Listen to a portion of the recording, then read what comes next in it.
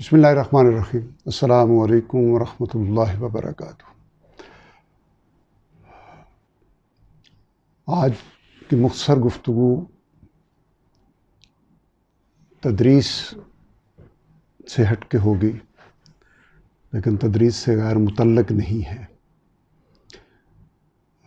ترجمہ قرآن کے حوالے سے ہماری اب تک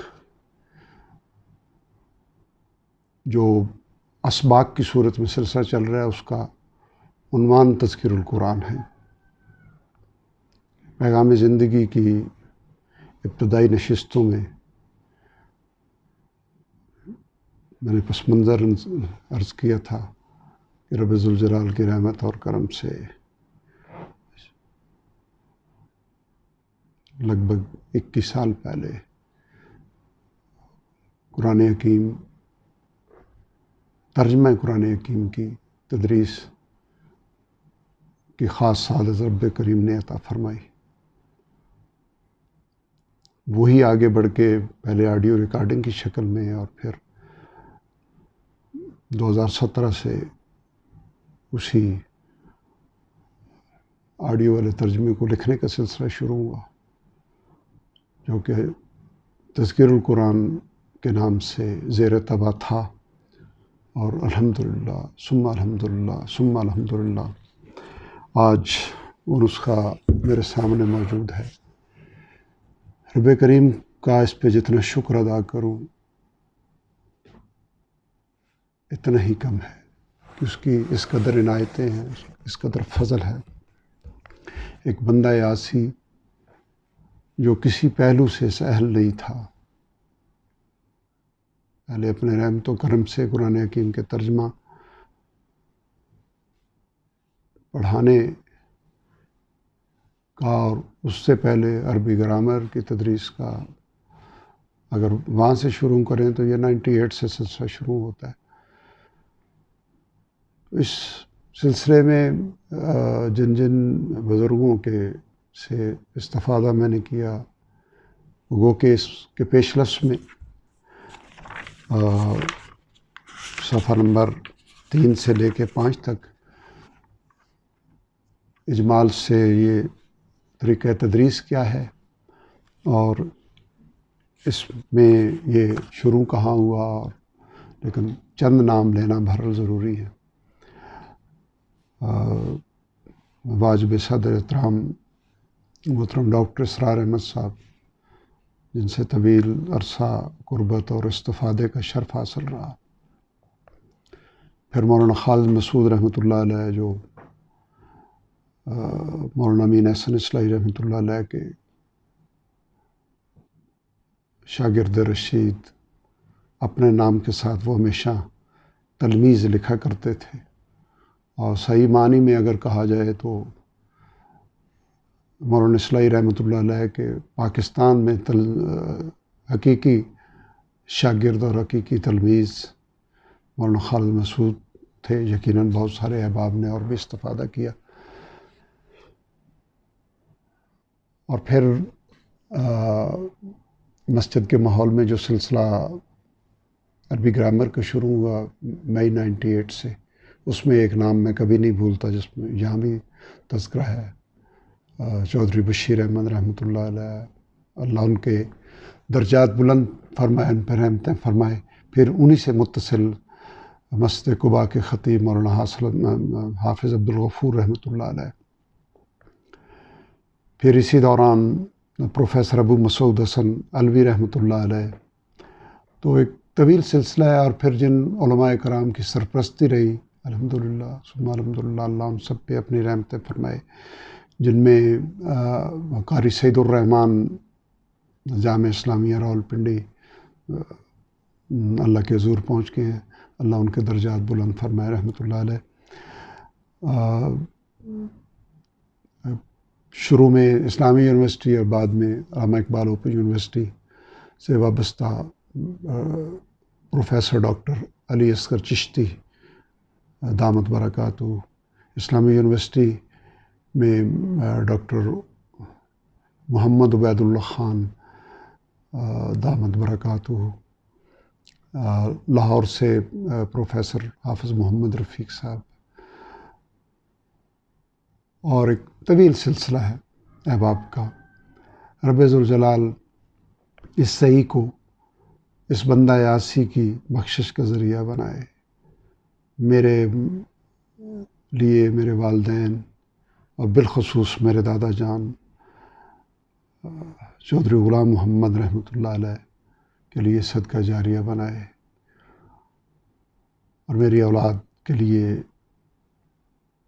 حق پہ کاربند رہنے کا ذریعہ بنائے۔ ترجمہ قرآن الحمدللہ یہ وہ سعادت کا کام ہے جس میں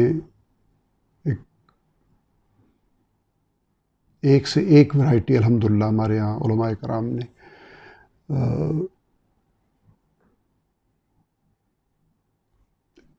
زندگی بھر کی ریاستوں کے نچوڑ کے طور پہ پیش کی ہیں، لیکن یہ اس لحاظ سے منفرد ہے کہ یہ ایک عام آدمی کو قرآن کا ترجمہ سکھانے کا اسلوب ہے، اور چونکہ الحمدللہ پچھلے 20 سالوں سے یہ سلسلہ اب بھی مختلف جگہوں پہ چل رہا ہے۔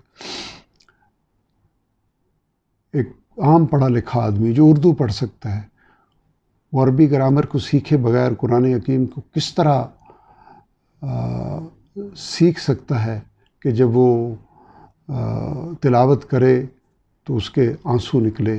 الحمدللہ مجھے درجنوں میرے سامنے مثالیں موجود ہیں کہ ایسے دوست کہ جو پہلے ناظرہ بھی ٹھیک سے نہیں پڑھ پاتے تھے، رب ذوالجلال نے جب اس سلسلے سے جوڑا تو ناظرہ اور قرآن حکیم کا فہم ان کو عطا ہوا، ان کے چہروں پہ داڑیاں سجیں، اور کئیوں نے مجھے حج اور عمرے سے واپس آ کے بتایا کہ حرم میں جب امام کعبہ کے آنسو نکلتے تھے تو وہ وہاں آپ ہمیں بہت یاد آئے کہ جب سمجھ ہمیں آتا تھا کہ امام کعبہ کے آنسو کیوں نکل رہے ہیں، اسی طرح مسجد نبوی میں۔ اور کئی دوستوں نے آ کے بتایا کہ ہم نے طواف کے دوران آپ کے لیے دعائیں کی، ہم نے جب قرآن سمجھ آتا تھا، جب آنسو ہمارے نکلتے تھے تو آپ کے لیے دعائیں کی۔ تو میرے بھائیوں، اس کا واحد مقصد یہ ہے کہ جس طرح ہم اردو اور انگریزی کو سمجھتے ہیں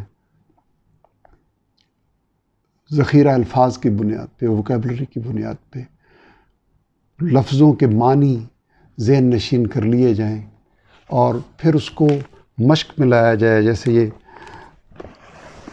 میں عرض کرتا رہتا ہوں اسباق کے اندر کہ جو لفظ پہلی بار آتا ہے وہ نیلے کلر میں ہے، تو جب اس کو بار بار کی مشق سے پھر دورائی کا جو نصاب میں سبق میں عرض کرتا رہتا ہوں، اس کو جب ہم پختہ کر لیں گے، اور پھر سب سے بڑھ کے جس کی توجہ میں بار بار اپنی ہر گفتگو کے آخر میں عرض کرتا ہوں، دعائیہ انداز میں عرض کرتا ہوں کہ رب ذوالجلال صبح و شام کے اوقات میں ہمیں قرآن حکیم کی تلاوت کی توفیق عطا فرمائے۔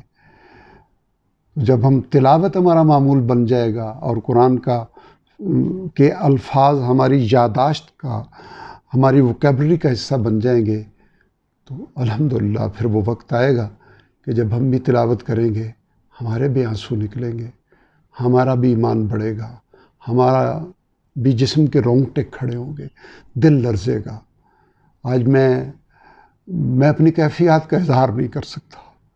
آج میں اپنے کریم رب کا شکر کیسے ادا کروں کہ مجھ جیسے خطا کار کو اتنی بڑی سعادت سے نوازا۔ آج اس مختصر پیغام میں یہ جہاں تک میری آواز پہنچے میں یہ التجا کروں گا کہ اللہ کی کتاب کے ساتھ وہ تعلق استوار کر لیا جائے کہ جب اول تو یہ کہ درست تلفظ کے ساتھ ہم تلاوت کریں، پھر مہینے میں ایک بار کم از کم ورنہ 3 سے 4 بار قرآن حکیم فاتحہ سے لے کے الناس تک ہو جائے تو نور علی نور ہے. اور یہ جب سمجھ کے ہوگا تو خدا گواہ ہے کہ دل کی دنیا بدل جائے گی، کیفیات بدل جائیں گی، معاملات بدل جائیں گے. رب ذوالجلال اردو بولنے والے ہر اہل ایمان کے دل تک میرے اس دل سے نکلے ہوئے الفاظ کو پہنچا دے. ایک کاوش آپ کے سامنے ہے اور الحمدللہ اس کی مثالیں میں عرض کر چکا ہوں کہ عام بالکلام یعنی ایسے بھی ہیں جن کی تعلیم میٹرک بھی نہیں ہے الحمدللہ، اور ایسے بھی ہیں جو 70-75 سال کی عمر میں 6 مہینے میں قرآن حکیم مکمل کیا. اور ایک حافظ قرآن اللہ ان پہ مزید عنایتیں کریں، اب شاید پی ایچ ڈی بھی ان کی کمپلیٹ ہونے والی ہے. انہوں نے صرف 12 دنوں میں 18 سپارے تیار کر کے، اتفاق ایسے ہوا تھا کہ وہ جب شامل ہوئے تو اس وقت ہم 18ویں پارے پہ تھے، تو آخری 12 پارے انہوں نے کلاس کے ساتھ پڑھے. پھر ان کا جی سی میں لاہور میں ایڈمیشن ہو گیا، تو 10-12 دن بعد شاید ہفتہ تھا، ایک ہفتے کے اندر انہوں نے 18 پارے، ان میں سے ایک دن مجھے یاد ہے کہ انہوں نے 4 سپارے مجھے لفظاً ترجمہ سنایا تھا. اور اسی طرح 7-8-10 سال کے بچوں نے بھی سیکھا. صرف یہ ہے کہ اس طریقے کو سمجھنا ضروری ہے. عربی گرامر کی بنیاد پر سکھانے والے احباب قابل صد احترام ہیں، لیکن ہم اردو کی گرامر نہیں جانتے اور اردو فر بولتے ہیں. انگریزی کی گرامر ہمارا ہر پڑھا لکھا میٹرک تک پڑھا لکھا جانتا ہے، لیکن ہم میٹرک تو دور کی بات ہے، گریجویٹ بھی اعتماد کے ساتھ روانی سے انگریزی نہیں بول سکتا. گویا زبانیں گرامر سے محکم اور پختہ تو ہوتی ہیں، سیکھی نہیں جا سکتی. سیکھنے کا وہی طریقہ ہے جس طرح عام بچہ سیکھتا ہے، اور جس طرح بیرون ملک جا کے ہمارے الٹریٹ لوگ بھی وہاں کی زبانیں چند مہینوں میں سمجھ لیتے ہیں. رب ذوالجلال میری اس آواز کو ہر مومن کے دل کے اندر اتار دے اور قرآن کے ساتھ اس طرح جوڑنے کا کہ قرآن کا فہم اور قرآن کی تلاوت ہماری زندگیوں کا معمول بن جائے. ارض پاکستان پہ اور اس پوری دنیا پہ فہم قرآن کا ایک ایسی لہر اٹھے کہ دل کی دنیا بدل جائے. چونکہ یہ سوشل میڈیا کا دور ہے، آواز باؤنڈریز سے دور تک جاتی ہے. میں آج صرف یہ پیغام ریکارڈ کرانے کے لیے اور اپنی خوشی اور شکر و سپاس کے الفاظ اپنے کریم رب کے حضور پیش کرنے کے لیے اور آپ سے دعاؤں کی التجا کے لیے حاضر ہوا ہوں.